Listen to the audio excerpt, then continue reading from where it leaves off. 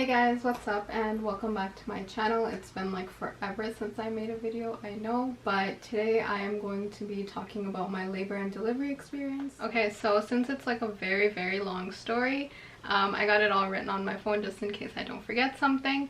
But it was so traumatic that I doubt that I would forget something, and that's the reason why it took so long for me to make this video, because I was just recovering from everything. So yeah, let's get started.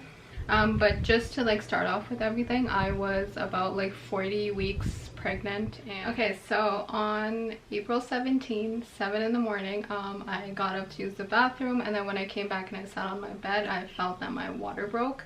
And it was very like noticeable because it wasn't like any other feeling that I've ever experienced in my life. So I called up my midwife and I told her, and she said to just keep like a watch on how much like I'm leaking. So I was keeping like a watch on that, and then like an hour later I lost my mucus plug, and it was like disgusting. It was gross. I didn't realize that it would be that gross, but it was. So I went to the hospital for a checkup. It was between like 12 to 4 p.m. I don't remember the exact time, but I was there for like 2 hours because they were doing like a checkup on the baby. And since I wasn't losing like that much fluid, my midwife kept like doubting me. She kept saying that like, I don't think you broke your water, but like I was sure that I did. Okay, and then I came home after that checkup. Everything was fine. No more fluid was coming out, so like we didn't know what was going on. Okay, so I went back to the hospital at 9 p.m. and the midwife checked me, and I was only 2 centimeters along, or like dilated, and that's basically like nothing. So the midwife did a cervical stretch on me, and that by far was one of like the most painful things ever. Even after having a baby, I feel like that was like insane amount of pain. Like I was crying afterwards, it was that painful. So after the cervical stretch, nothing happened, so she sent me home. So the midwife said if I don't dilate more, they're gonna put like a balloon Foley inside of me, which is like they do this cervical stretch and then they put like a balloon kind of thing inside of you to make you dilate more. And judging by the pictures online, that sounded like terrifying, so I was praying so hard that I didn't have to get that. So I went home, and then I was doing like raspberry leaf tea, and then I was eating pineapple and just trying to relax, even though like you can't relax in that moment, but I was trying my best. And then the next day, which was April 18, my midwife called me for a checkup at the hospital. So I went, and I was dilated from 2 centimeters to 1.5, which doesn't make any sense at all because you're only supposed to dilate more, not less. Okay, so there was no need for the balloon Foley anymore. My midwife ended up admitting me into the hospital because she said there's only like a 24 to 48 hour range after your water breaks, and then like the chance of infection gets higher and higher. So she's like, you're not going home today, you're having this baby today, and then you're gonna go home. So I didn't come prepared. Like I thought it was just a checkup and then I was gonna go home afterwards, so I didn't have breakfast and I was starving, and they don't let you eat anything as soon as they admit you for like having a baby, which is so dumb. Okay, so once I was admitted, we were thinking of what to do. Either they were gonna break my water or they were gonna start Pitocin. So we decided that they would break my water first, and then 4 hours later like we would start the Pitocin.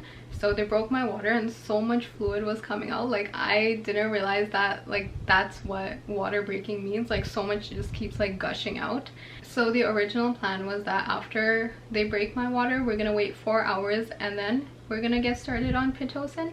But unfortunately like the hospital's OB was only available like either 10 minutes later or the next day, so we didn't want to wait until the next day. So 10 minutes later I had to get started on the Pitocin, and like the contractions were like painful and stronger and they hurt a lot. So I was like on an exercise ball, and like the midwife was telling me like do these kind of poses, do these kind of like stretches and stuff, and it'll help with the pain. It did for like a little bit, but after it just keeps getting stronger and stronger that like nothing takes your mind off of the pain. So I was using like a couple methods that I saw for like pain relief kind of. I had like my wooden combs that I got off of Amazon. So after this video or like a couple videos later, I'll be making like a hospital bag kind of video of like the things that I took with me and what I ended up using, because like I packed for like a 10-day trip and I ended up using like 2 things out of the entire thing, so packing the rest was such a waste. But yeah, I was using the wooden combs, and then there's like these pressure points on like your back that your partner or like the midwife can like press down really hard on, and it kind of alleviates the pain, so that helped. And then I was told not to do like a lot of screaming because it wastes your energy. You can do like low growls, and that helps a lot. You need to preserve your energy because they don't let you eat. So I was on like apple juice and Gatorade. I brought like Ensure with me, which is like a meal replacement, but they didn't let me have that either. So I was on like apple juice and Gatorade for like the entirety of labor and delivery. And wow, yeah, it was hectic. At like around like 4 to 5 centimeters dilated, it was like 8-9 p.m. so I took the epidural then, because like I was tired. I was like, this isn't going on more, like I need the epidural right now. I kept saying that like throughout like the contractions that I was having. I was like, okay, no, I can't do this, like give me the epidural. And then I would be like, no, you know what, I'll wait a little bit longer. But like around like 5 centimeters I was like, nope, I'm getting it right now. So I got it. It was like around nighttime, so my midwife decided that it would be like a good idea to rest, and then in the morning we can do like the pushing and stuff. So the epidural worked, but only for like 2 hours, and like while you're in labor, 2 hours is like nothing. So it worked for 2 hours, and then after that, like on my right side, like all on my right side of my body, I could feel every single contraction. Like there was no epidural ever, but my left side was like numb and I couldn't feel it. And my legs as well, my legs were like numb, but I could feel all like every single contraction on my right side on my back, and it was like really painful. Like all the way up until 10 centimeters I could feel like every single contraction in my back. And then when you get the epidural, you get like a little remote, like if you need like more pain relief or like more like numbness, I don't know what it's called, but you press the button and you can only press it like a certain amount of times until it's like maxed out. So I was in so much pain that I maxed it out twice, and then like the nurses obviously got worried. They were like, oh, why are you maxing it out so much? We came to realize that there was like a bubble of air, like a pocket of air, because of the epidural in like my right side, and that's why like it couldn't like get through or something. So I maxed out the epidural twice, and then they gave me a top up. So you max it out and then they top you up, which is like another stronger dose on top of them, like maxing out. So I got that 4 times, and then that still didn't help. It was still the same. And then my entire like lower body, like my thighs and my legs were like numb, but like I could feel the pain in my back. And then the OB came in, and then she gave me lidocaine, which is like a more intense version of a painkiller, and that did absolutely nothing. And they were so shocked. They were like, we don't understand why nothing's working. And at that point, like I was 10 centimeters, I didn't get to rest at night. Like I was in so much pain the entire night. So then the next day, April 19th, they decided that they would take out the epidural needle and then they would reinsert it at 10 centimeters. And that was absolutely wild, because at 10 centimeters keeping still is like horrifying. You're in so much pain.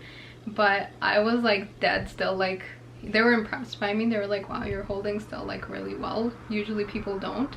But I was scared because people are like, if you move while getting like the epidural, you can like mess things up. So I was like, I'm not gonna move at all.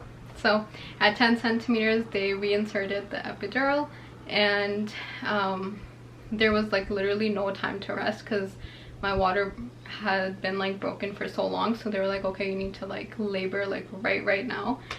So with like barely any rest and getting the epidural twice and in pain like all night and not being able to eat anything, just like on like liquids, my midwife said that it is time to start delivering this baby. And I was like, no, just let me sleep. Like I can finally not feel anything because of the second time epidural. So I was like, just let me sleep. But they're like, no, you have to push out the baby.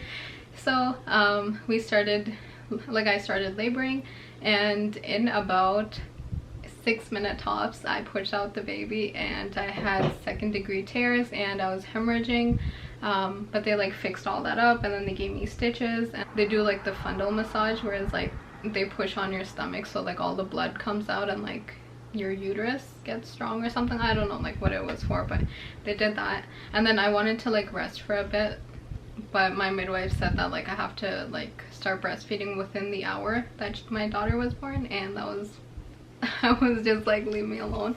Oh yeah, and then also after she was born and like they were like taking care of her and everything, I started shivering like a lot. Like I had like 20 blankets on me, like the hospital blankets. They would keep bringing like hot blankets and I would still be like, I am so cold, and I was shivering and I couldn't stop shivering for like I think like 15 minutes.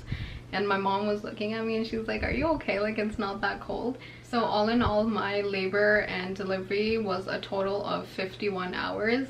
If you thought the story ends there, you're in for a treat, because not only was my labor and delivery like excruciatingly long, my postpartum recovery was also that long because so many things went wrong.